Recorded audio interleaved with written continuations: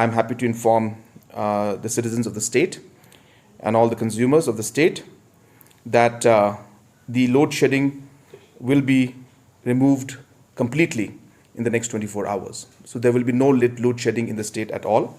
We have discussed it with PGCIL, and necessary steps are being taken to ensure that the load shedding is completely taken out.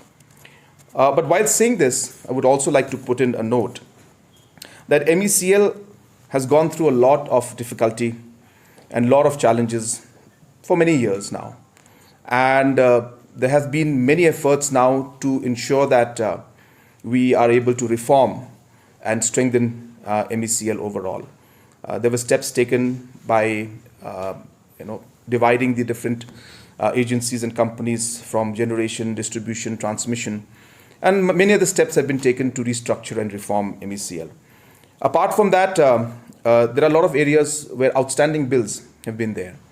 There are many areas also where the actual bills are not coming out as an actual, where there are issues of metering that are taking place.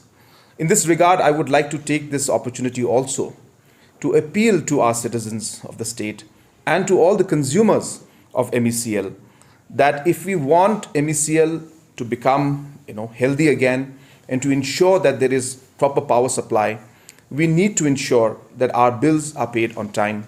We need to ensure that MECL is strengthened financially.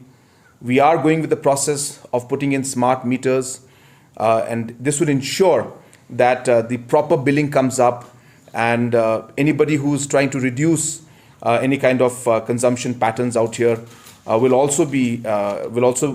come out transparently. So this will be a process which will restructure and redefine the way MECL works.